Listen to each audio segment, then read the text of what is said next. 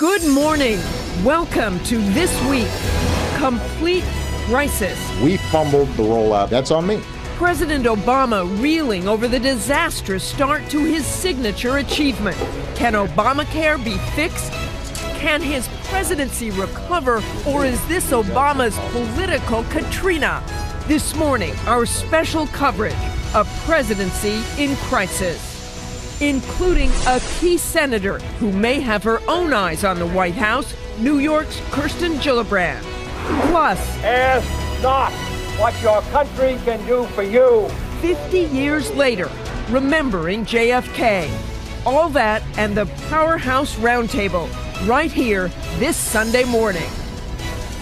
From ABC News, This Week with George Stephanopoulos starts now. Hello again. I'm Martha Raddatz. Great to have you with us. If second terms are about building a legacy, this was an incredibly tough week for President Obama, who this morning is still facing withering attacks on his signature legislative achievement, health care reform. And most troubling for the White House, Democrats are joining in. We have full coverage of the president's very rough week. Let's begin at the White House, where Jonathan Karl has the very latest. Good morning, John. Good morning, Martha. President Obama has staked his legacy on the Affordable Care Act, but now the flawed rollout threatens to undermine the foundation of his second term.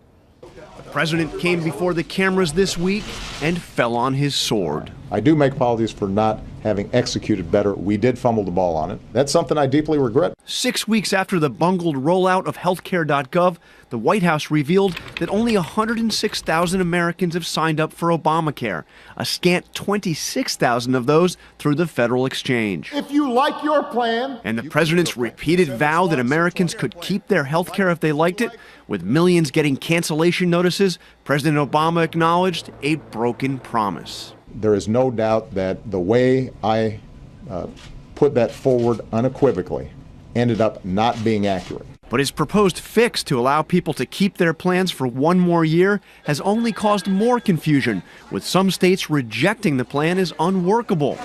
Criticism of the White House has been relentless, from Republicans. This disastrous law was destined to fail from the start. And now even Democrats.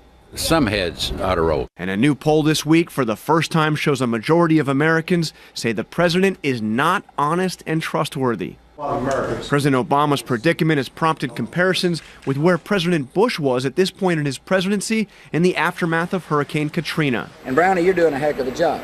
President Bush never fully recovered.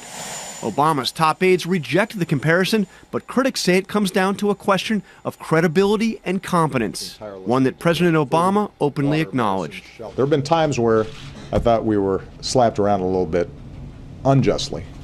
This one's deserved, right? It's on us.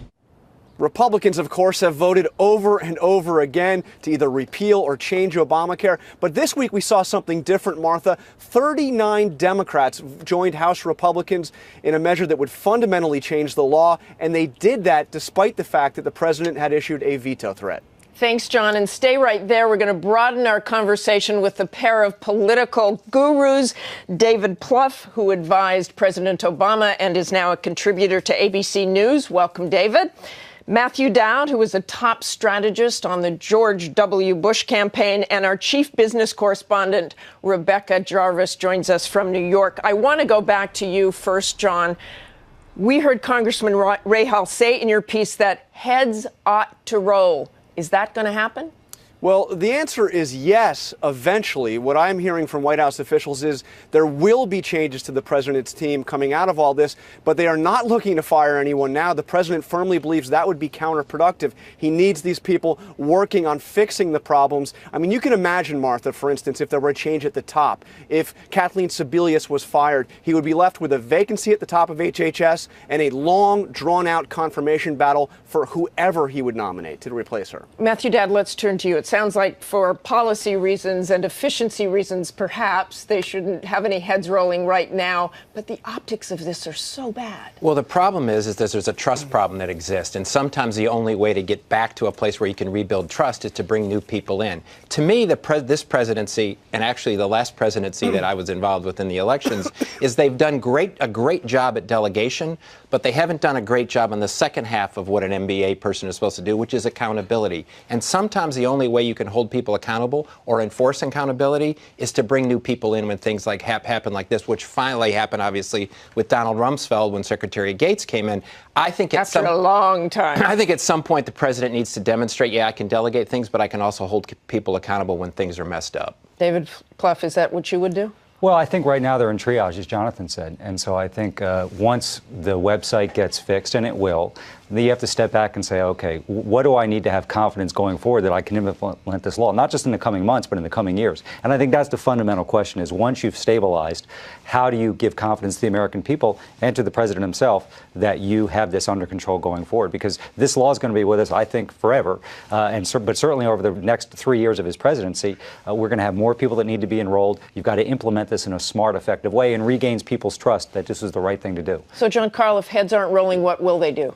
Well, the big thing right now, of course, is getting that website fixed. And, Martha, also working with insurance companies. I mean, the president has clashed with insurance companies, but he brought the CEOs in, and they have the same goal right now, the exact same goal, which is getting as many people as they possibly can to enroll in these health exchanges. And he does have an ally there with those CEOs. So, Rebecca Jarvis, let's turn to you. Give us a reality check. What are the American people thinking? What impact is on them?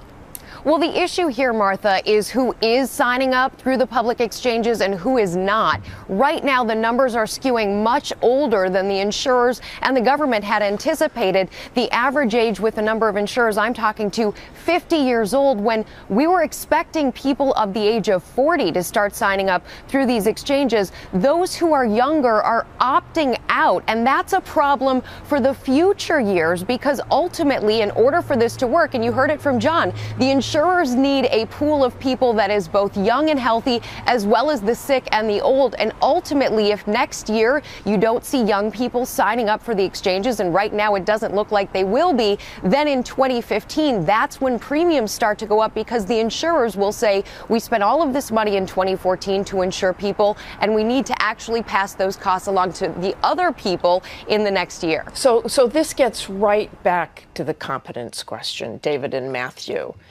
What do you see as far as Obama regaining the trust of the American people? Well, to me, this is very problematic for his presidency at this point in time. If you take a look at history, when presidents in their second term drop to this level on credibility, trust, and approval, they never get back. They never come back from that. It's very hard, absent some major crisis or major situation in this. I think the president is in a difficult spot on all his legislative initiatives going forward in the next 3 years. He has time. Is it a political Katrina?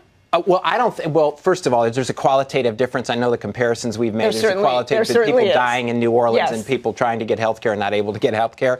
But it is, from a political standpoint, it's eerily similar to President Bush in the fall of 2005, eerily similar. David Plouffe. I disagree. I think Iraq was going on, which is getting more and more unpopular. The economy was beginning to soften. It's hard in these feeding frenzies in Washington to have perspective, but where could we be in 4 or 5 months? Hopefully the website is working fine and people are enrolling for health care. Hopefully we won't have another bout of Washington dysfunction, which is one of the reasons I think people are upset. It's not just health care. And we pass a budget and we move forward. The economy continues to strengthen. So we could be in a much different place 3 or 4 months from now. No doubt this is an enormously challenging time, but I think you do have to have some perspective here that, you know, the story could change. And I do think once the website gets fixed, I think the political notion, by the way, that next year's election or 2016, the Republican platform is going to be getting rid of health care. Millions of people will be signed up. It's an impossibility. I want to go quickly to John, Karl, and Rebecca just for some final thoughts here on, John, you first, whether he can regain the trust of the American people. Well, I'll tell you this, Martha. The White House officials firmly believe that the worst is behind them. But I've got to tell you, that is essentially what they have been telling me for several weeks. And, of course, over the course of that time, things kept on getting worse. Rebecca? And from the standpoint of the people, the website has to work. And if premiums do go up in 2015, then there's even bigger problems. Thanks, everyone, for joining us.